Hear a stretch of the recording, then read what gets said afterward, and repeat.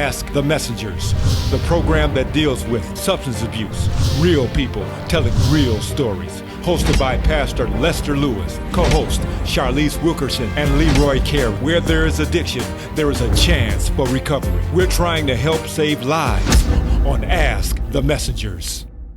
Welcome to Ask the Messengers. I am Lester Lewis, your host. On today's show, we sit and talk with Dr. Ural Hill, who is a licensed professional counselor. And he's going to share his story as well as his passion for helping others to get to the place of recovery. Dr. Hill, you were exposed to substance abuse in your family at a young age. Can you tell us about how you were exposed to substance abuse? Yes, well, when I was growing up as a child, I had a great childhood. I had a wonderful childhood. I had a mother and a father who really believed in family, were church-going folks, and were educators and business owners.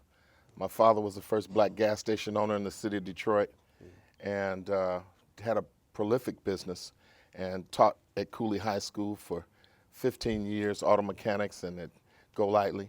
And my mother was the first black deputy superintendent of human resources for the Detroit Public Schools, black woman. My mother kept a tight ship at the house, but historically, in the 1950s, this is before Alcoholics Anonymous really, before the term alcoholic was kicked in. They were drinkers, and they were involved in, and they drank. They had fun. They socially drank and the like. So coming up, I was born in 1960. We had I guess I was exposed to alcohol by it being, utilized during parties at Christmas celebrations and holiday celebrations and things like that. By the time I got to high school and I graduated from high school and I went to college, I hadn't taken a drink in my life because, like I said, we were we were Catholic. We grew up in the church. I had wine on Sunday, but that was it. I hadn't taken a drink myself personally. And I went to Catholic schools from K through 12. But I did notice once I went away to college and different things, my father, as he got older, he started to have challenges. Okay. He actually was a bar owner. He bought 2 bars after the gas stations. And there was a challenge, and as I was in college, my mother began to challenge my father about drinking. And ultimately, by the time I got to, I was working in the workplace. My dad ended up going to treatment.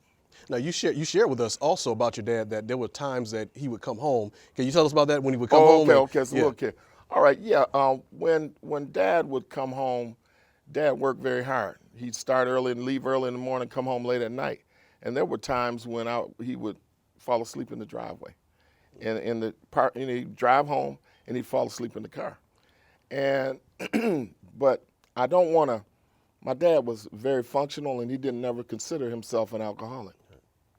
Dad, if he fell asleep in the driveway, he'd get up and take a shower and go right back to work. Right. So you got to understand that Dad was from an era. He joined World War II. He went to World War II when he was 16 years old. Okay. In the 1940s, there was no such thing as, quote, alcoholism. Part of the ration that they gave the soldiers was alcohol and cigarettes. Wow. So they actually gave the soldiers alcohol and cigarettes. Alcohol and cigarettes because of the things that they were about to see. Right. The horrors of war. Okay. So these folk who came up south from the south, these black men and just Americans, they call us the Alcoholic Republic. They were drinkers. And alcohol was tied to every celebration that we had. Right. So they were drinkers. And you can go as far as, Dad was in that group that came from the South. Ultimately, he was a drinker. Now, you have a book here it's called The Big Book. Right. And can you share with us what that's all about? Sure. And I'm a junior, Ural Hill Jr. This is The Big Book. This is Dr. Bob and Bill W. Came up with Alcoholics Anonymous. They were drinkers. Dr. Bob was a physician. Bill W. was a salesman. And in the 1920s, they finally met, and Dr. Bill W. had gotten healed from alcoholism. It wasn't called alcoholism. He just wasn't able to function many times, and his wife stuck with him and took him to somebody who used a treatment to detoxify him, and he got healed. But when they set him free, they said, look, I want you to go, every town you go to, I want you to teach people this detoxification, and then I want you to tell them about how they can get healed through helping others. Right. So help others everywhere you go. He went from town to town, and he was trying to help different people, and he kept trying to help people, but nobody was getting healed. And he asked his wife, said, I think I ought to stop doing this. She said, no, but you're healed by helping other people. You keep doing it. Finally, he gets to Akron, Ohio, and he runs into, they said, who's the drunk in this town? It was a physician named Dr. Bob.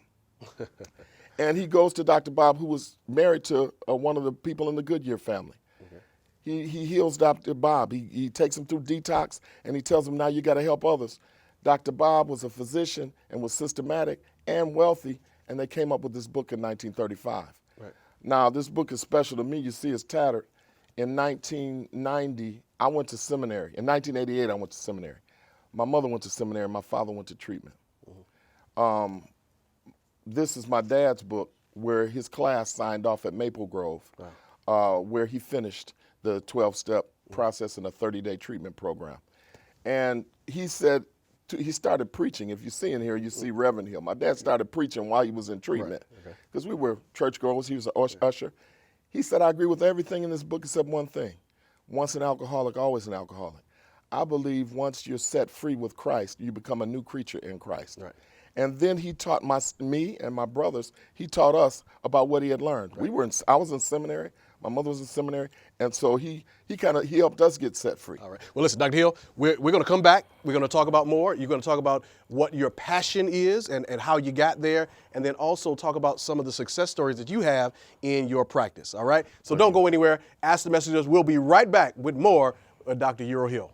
I wasn't ready to give up drugs. Let me say that I was put in a situation whether it was either give up the drugs or die. I was caught up in a situation where I was in a drug house. The drug house was stuck up. Everybody was shot and left for dead. I didn't die. I was blessed enough to be able to get out of the house, and sitting there on the side of that building was the first time that I had prayed. You know, I have always prayed, but it's always been like a 911 God. You know, God help me get out of this. God help me find another bunk. You know, God help me to hit this lick. But this was a prayer of desperation. And I promised God, if you let me get through this, then I'm gonna change my life. Welcome back to Ask the Messengers. Again, I'm Lester Lewis, your host. I am sitting here with Dr. Ural Hill, and we're having a conversation. Dr. Hill, can you now tell us about how you started helping others with their substance abuse issue problems? Sure. When I was in college, I went to University of Michigan, and as I said, I hadn't had a drink all the way through high school. I get to college, I had had my first drink, and I started, and at that year, 18-year-olds could drink. So I could buy liquor, and I would drink and party each semester. You know, the first semester I would party, and my grades suffered. I was a National Merit Scholar coming out of UAD High, and my grades suffered.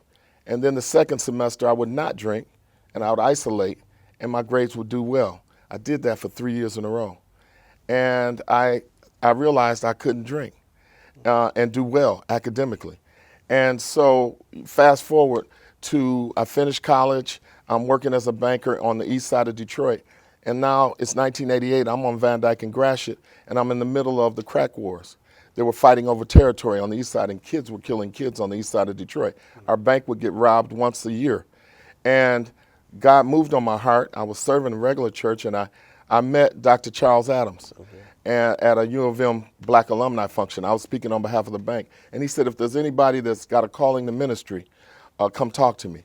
And I went down and talked with him, and he recommended me to Harvard Divinity School and Morehouse School of Religion at the Interdenominational Theological Center. So I went to seminary. And after that, there I learned, you know, how to serve as a minister of the gospel of Jesus Christ. I joined Ebenezer Baptist Church, Dr. King's Church in Atlanta. I learned about nonviolence, and I began to work with gang members and learned how to teach nonviolence. And I got involved in the national movement as the national president of HBCU presidents. I became HBCU president at my seminary. And the next thing I know, I was serving others. And God put on my heart after that, after finishing seminary and serving others, you need to learn some scientific practices, some clinical practices. I was a psych major in undergrad. Yeah, now that's one of the things we adhere to here at Ask the Message, that not only do you need prayer, but you need something to put into practice. Absolutely. All right? Absolutely. Because I lost one of my kids who was a gang member, who was in the program. I was a program director at Capital Area Ministries.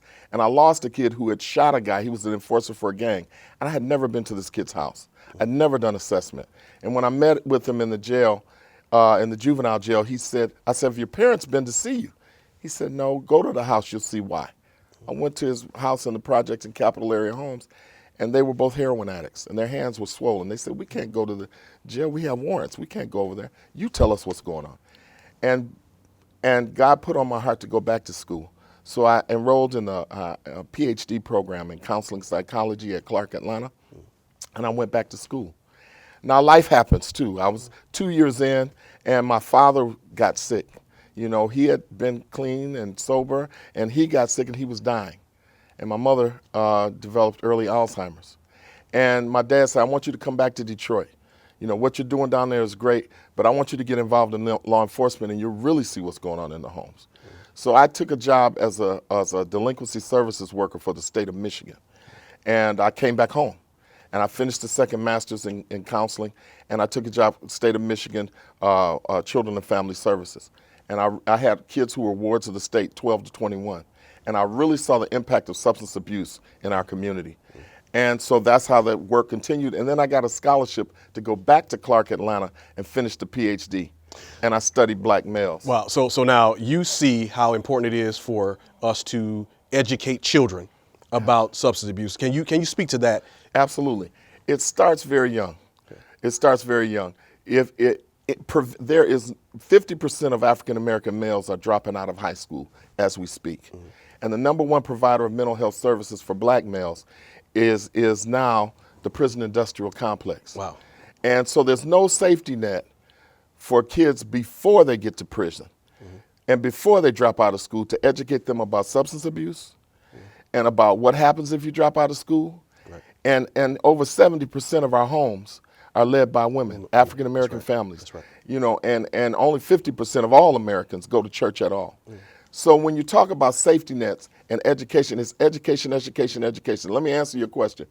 The earlier that a kid, and I used to do the DARE project and different things, is exposed to the dangers of substance abuse, the better they'll be, the lower the propensity that they'll be an addict later on. Okay. You have nature and nurture, right? There's some people who have a genetic predisposition for addiction. Right. And there's some people who are just exposed to it. They watch their parents get high, this, that, and the other. And so ultimately, the more you can educate them and get in those homes early and in the schools, the better. Right. Now, quickly, tell us about what you are doing now, your program now. Our program is Hotep Christian Services, Inc. And we have two offices, one in West Bloomfield and one in Detroit. And what we do is provide quality counseling and psychological services. The things I learned with the state of Michigan, the things I learned working on the doctoral dissertation, we actually do. We counsel families and individuals who are at risk and in need of family therapy, individual therapy. I'm a master addiction counselor through NADAC. We do substance abuse treatment, and we do the best we can to do interventions. And we want to provide a circumstance where no one, whether they have, whatever kind of insurance they have or whether they don't have money, they can come in and get counseling. I grew up in a very dysfunctional family. I had a grandmother that was alcoholic. I had an uncle that was a dope fiend and a pimp. I had an auntie that was a prostitute. And I had a mother that was mentally impaired and had chronic epilepsy. That's the type of environment that I grew up in. I'm a product of incest. You know, I'm a product of, for lack of a better word, the black sheep of the family. You know, I didn't really learn how to love, or learn how to care, or learn how to give, or learn how to be responsible, or any of that until I came into this 12-step program. You know? And I guess that was so much of the struggle when I came into this program, is learning how to live and learning how to be a human being and learning how to give and learning how to care, you know, and learning how to love. Because I didn't have any of that growing up. Yeah. I remember the first time coming to the program and I got a hug. And I thought that was so unmanly, you know. Men didn't hug, you know. I mean, we wasn't on the street. I mean, we wasn't in the, you know, in the dope house talking about, would you please pass the crack? I mean, it was dog eat dog, and for somebody to come up and give me a hug, I didn't know if they was gay, I didn't know if they was hitting on me, I didn't know what was going on, you know, and it felt so uncomfortable, but in turn it felt so good all at the same time, because that was something I had never experienced growing up. You know, wasn't no hugging in my family, wasn't no kissing in my family, you know, wasn't no showing affection in my family. You know, so for them to do that, I mean, it really affected me in a profound way, you know, because I didn't know how to receive it, but I knew I didn't want to give it up. You know, I didn't know how to react to it, you know, but I knew it was something that I needed. Coming up, Dr. Ural Hill gives a psychological perspective to Timothy Smith's testimony. Stay tuned for more of Ask the Messenger's TV show.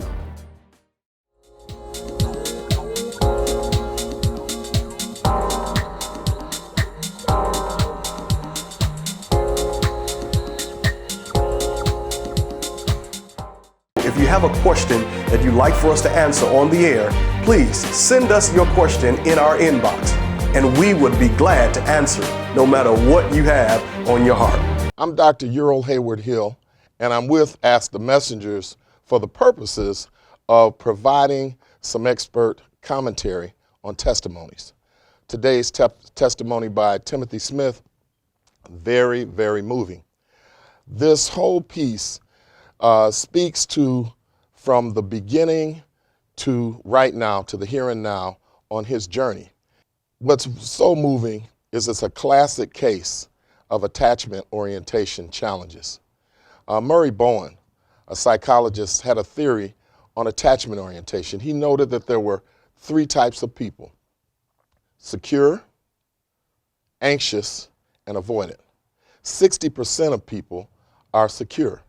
This means in their first 6 years of life, in their early on, they are in a safe, comfortable, stable, consistent environment where they receive love and they feel like the world is a good place. When they cry, somebody responds. When they cry a certain cry, that means I'm hungry. Another cry, I'm scared. And mama responds and the environment responds. And they end up being optimists, pretty much, secure people who feel like the cup is half full. That's 60% of mankind, Murray Bowen theorizes. The second 20% are anxious. And that's because in that first 6 years, where Sigmund Freud said the personality is actually formed, they're in a chaotic environment. They're anxious because they can sense the anger, they can sense the anxiety, they're traumatized, they may be moved around a lot. They don't sense things are good. They either have witnessed domestic violence or they've been hurt, abused, or neglected. primarily abuse, and they grow up. When they take that attachment orientation into adult life, they see the world as chaotic. And sometimes they feel more comfortable in a chaotic state. So if things are calm, they will throw a rock and hide their hand because anxiety is the order of the day for them. That's 20%. The other 20% are avoidant. And that's when a person grows up in an environment that doesn't respond to them. Their parent might have been an addict, had a mental health issue, they weren't responded to. Or maybe children are helping to raise them because the parent is working on their own. So when Timothy tells his story, and avoidant people in adult life, they kind of stay away from others. They don't trust other people. He talks about hating his family from an early age, and he starts with trauma. So he had post-traumatic stress disorder. At 9 years old, he found his mother not just passed away, but with a knife in her heart. After hearing a conversation, he began to hate his family, and he attached to that trauma. People with post-traumatic stress disorder have a variety of clinical symptoms, but he was a classic case. We always want to look at the fact that the broader society, and it's not just, addiction doesn't occur in a vacuum. It occurs with a lot of societal conditions and experiences that are broader than even the nuclear family. He talks about is the core of where addiction starts, pain. He began to drink at an early age with an older gang because he wanted the pain to go away. So it can be physical pain or it can be emotional or psychological pain. He just wanted the pain to stop. And when he took that first drink at an early age, the pain went away for a moment. And then he began to develop a cross addiction. When the alcohol didn't work, his tolerance got to a point where the alcohol couldn't make the pain go away. He tried something else. And then he tried something else. And then he tried something else. And ultimately, every human being grows up needing love. He didn't experience a hug until he came to the fellowship. And he felt uncomfortable with it and thought somebody wanted something from him. That's an anxious, avoidant person. Got a hug and said, feels good, but what do you want from me? Because all his life, he said, for 31 years, hate sustained him on the streets. And it wasn't until he came to himself, or until he came to the fellowship, that he began to understand the genuine love that he deserved. So the key there is that his story, like I said, is a classic case. He went through each step, and he kind of talked through each step, and he realized that even after you don't have the substance in you, there's some work you need to do. And that work in step 4, we talk about rigorous self-evaluation of who you've hurt. And then working through that process and trying to go back and make amends and then moving forward. So again, I think Timothy's story is powerful. It's something that is motivational for everyone. He wrestled. He wrestled with the angel for his blessing. He wrestled for his blessing. Thank you for watching this week's episode of the Ask the Messengers TV show. We hope that what you heard today will be of some help and give you encouragement and answer some of your own questions about substance abuse, addiction, recovery, family relationships, trauma, and things that you might be going through on a daily basis. We hope that you enjoyed the perspective by Dr. Ural Hill, who will be a guest on our show from time to time, and he will do just like he did today. He will analyze and give a psychological perspective on the testimonies that are shared. So until next time, thank you for watching.